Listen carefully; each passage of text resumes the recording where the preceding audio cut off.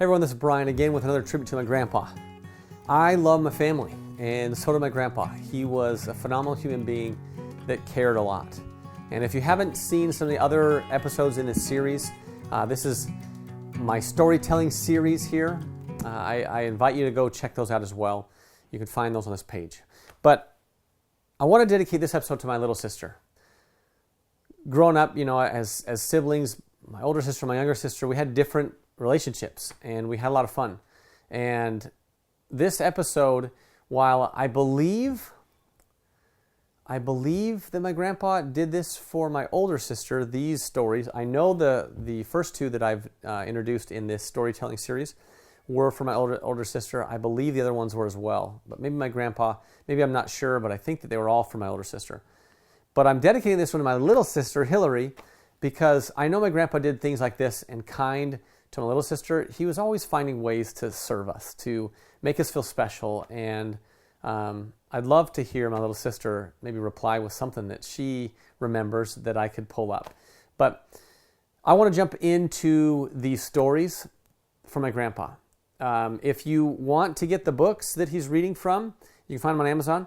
If you want to get this audio, if you're a friend or family member and you want to get this audio, then just comment below and I'll make sure I get that to you personally so you can have these. Because it's kind of fun. My grandpa, what he did is he bought books, and then he pushed record on a cassette player, so he could record his voice, and he read the books. And I think that's just really cool that my grandpa would do something like that. Instead of just getting us a toy or something, and they did that too, but he wanted to create an experience with us. And so he intended these books to be read before bed, and you'll hear him say that at the end of a lot of these stories, which is kind of fun. But I'm just dedicating this to my little sister because I love you, and I hope that you enjoy these stories from Grandpa. And I know that you and we listen to this just as much as our older sister, that I believe these were given to her. Or maybe they were spread out and given to Whitney and myself and my little sister. I'm not sure. So enjoy these two other stories. It's a little bit longer, but they're really great stories. One is the Wuzzles, and the other is the Squeaky Lion. These stories were fun, and I can actually see the pictures from the book in my mind as he goes through this without even needing the book in front of me. But I hope you'll enjoy these stories that my grandpa recorded of himself reading books to us as grandkids. It was a wonderful way to hear Grandpa in our life, even if he wasn't physically there with us. Would you like Grandpa to review the story of the Wuzzles and the Creepasaurs? Okay, get the book. First, let's look at that outside. Oh, look at that. There's what's that lion? What's that lion called, I wonder? And there's an elephant. And a bear with flowers sticking out. What's that? That butter bear. And look at those mean-looking creatures behind that tree. Ooh! Open up the book and let's see what's inside. Well, in here, there's a bunch more of those mean-looking guys and some Wuzzles. Look at that. There's that lion again and some elephants. Is that a moose, that green-looking thing? Oh, boy. Turn over again. This says the Wuzzles and the Creepasaurs, and there's a lion and a mean-looking old Creepasaur. Turn the page and let's get started. Oh, look at that. That butter bear is watering that flower. And what's that elephant doing? Is he squirting water out of his trunk? Look at that. And over on this other side, there's a pink, some kind of an animal that's watering himself. Ha! Okay, I'll read the story. The land of Wuz is special. It's an island in the sun where cuddly Wuzzles live and play and have all sorts of fun. The Wuzzles have a garden full of flowers, large and small. Butter Bear knows each of them and speaks to one and all. Oh, the wonder of that garden will amaze and startle you. There's a magic wishing flower that makes every wish come true. Ah, life would be just perfect in the distant land of Wuz, if only Wuzzles lived there. Can you guess who else does? Turn the page and let's find out who else does. Oh, look at those mean-looking critters. Oh, wow. Weren't they terrific? Meet the creepy, crawly Creepasaurs and their leader, Cruel King Croc. Their heads do not think one kind thought, and their hearts are hard as rock. The king's sidekick, called Flizzard, sometimes gives him good advice, and rest assured that his ideas are very rarely nice. And now Foul Flizzard had a plan to add to King Croc's power. Let's wreck the Wuzzles' garden and steal their wishing flower. A dandy scheme, croaked old King Croc. The Creepasaurs were excited. Here's how we'll do it, Flizzard said. I think you'll be delighted. He's showing him a picture of that wishing flower, that pretty blue flower with a red in the middle. Turn the page. Oh, the Wuzzles are all playing. They're so happy, aren't they? The Wuzzles are all busy playing paddle bumper ball. So let's creep right through their garden as if we owned it all. We can find the wishing flower, and then when we come back, uninvited, unexpected, we can make a sneak attack. Ooh, turn the page.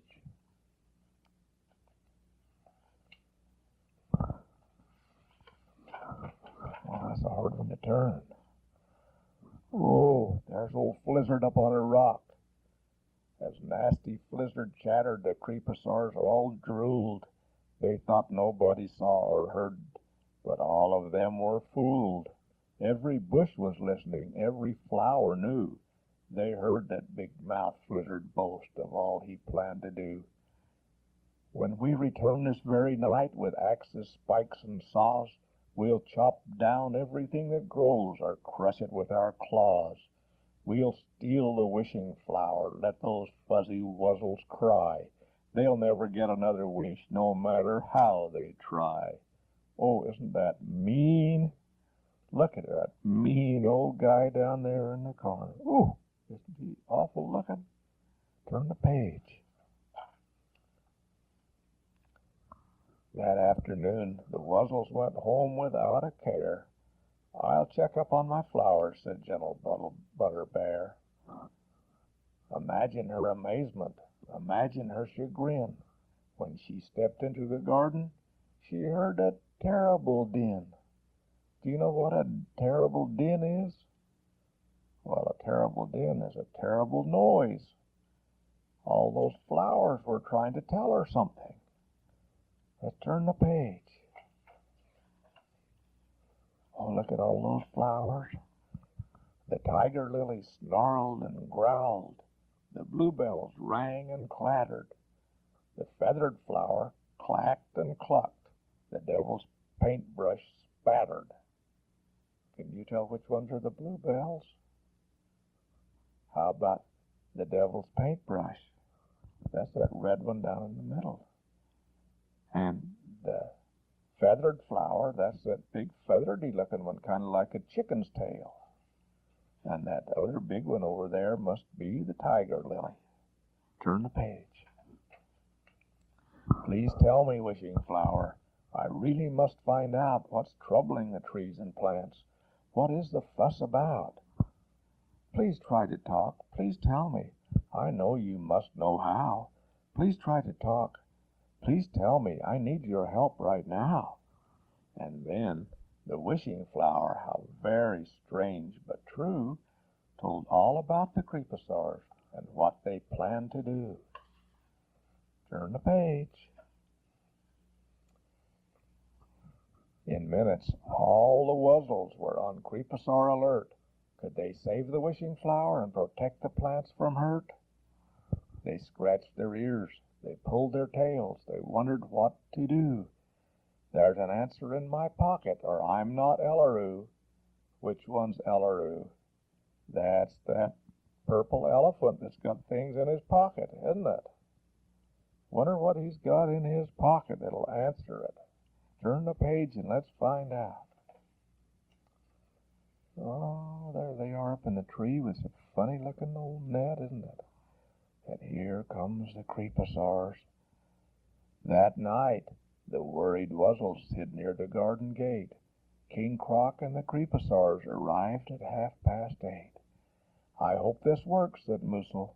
The Creepasaurs are strong. I'm afraid this net we made won't hold them very long. They're after that wishing flower right down there at the bottom. Ooh, turn the page. The Wuzzles aimed and tossed their trap. The net flew through the air. It landed on the Creepasaurs and gave them quite a scare. How flustered Flizzard screamed in rage as he struggled to get free. A monster spider wove a web, or so it seems to me. It wasn't a spider, it was a Wuzzles, wasn't it? But they all think it was a big, giant spider. Turn the page.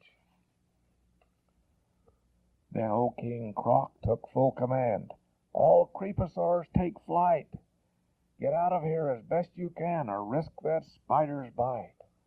They tore the tangled net and fled, thinking that the winner would be whichever Creepasaur was not the spider's dinner. You know what it means when it said they fled? That meant they ran away. They're running, aren't they? All you can see is their back ends. Turn the page. Oh, everybody's happy now. Look at that, everybody's laughing. Now the Wuzzles chuckle softly when they recall that night. Their net worked in a funny way, but did the job all right. And in the Wuzzles' garden, perfume still fills the air. The plants and trees are happy, and so is Butterbear. The wishing flower listens as it has always done. It still makes every wish come true and pleases everyone. Wasn't that a nice story? Everyone is pleased. See if there's anything on the next page. Oh, it's just the happy Creepasaur, happy Wuzzles, and the ugly Creepasaurs. That's the end of the story. I hope you enjoyed it. Good night.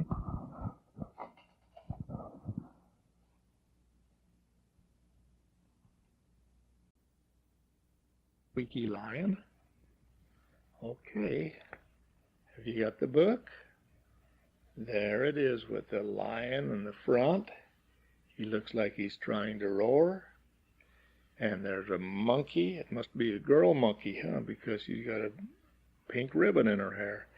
And she's holding her hands over her ears. It must not sound very good. Let's open up the book and let's see what's inside.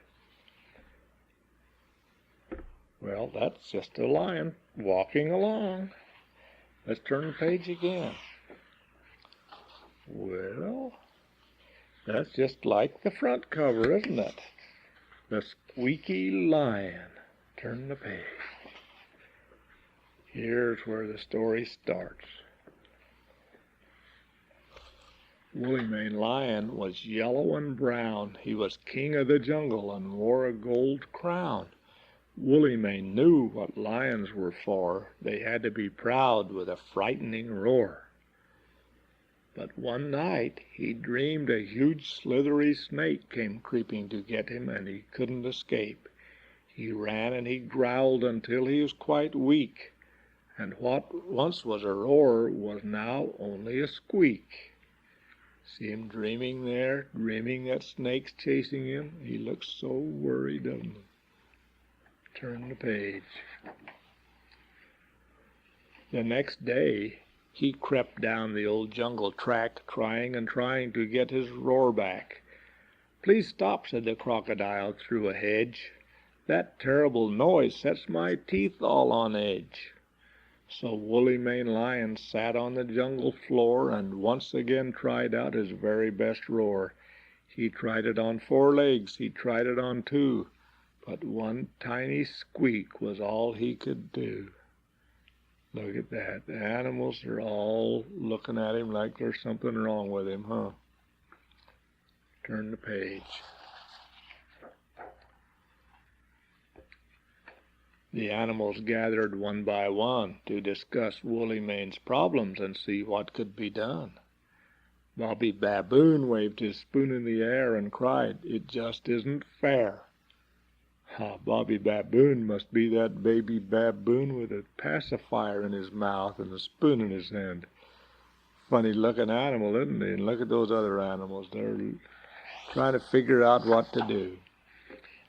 "What good is a king," said Jimmy Giraffe, "whose very best roar just makes people laugh? Who will protect us? We're not safe anymore with a king who sounds like a rusty old door." Turn the page. "I'm supposed to be king of the jungle," Woolly Man cried. "But who will fear a lion that's all squeaky inside?" He felt so ashamed it was hard not to cry, so he wandered away with a tear in his eye. Oh, doesn't he look so sad? The animals stood watching in sad dismay that their wonderful king was wandering away. They were all sure it was only a matter of time before Woolly Mane got his roar back and everything would be fine. Turn the page. But deep in the jungle all was not well. From the tall leafy trees rang a loud warning bell. Far below, a mean old snake slid out of the leaves. He was grumpy and hungry and not easy to please. That mean old snake looked all around when the king of the jungle couldn't be found. "Well, I'm king of the jungle now," the snake hissed. "That silly old lion won't even be missed." Look at that mean old snake. Doesn't he look ferocious? He's got all the animals scared. Turn the page.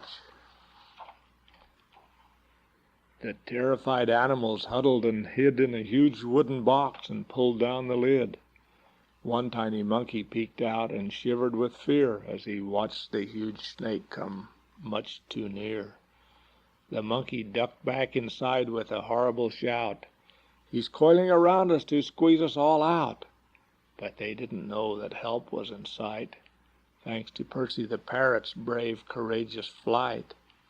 See, there's Percy the Parrot. He's flying away. He's going to get help. That mean old snake has got him pretty frightened, hasn't he? Turn the page.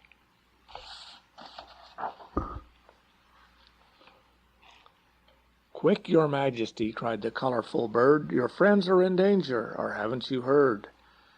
I shouldn't have left them, Woolly Mane thought. I'm to blame. He crashed through the jungle like a runaway train.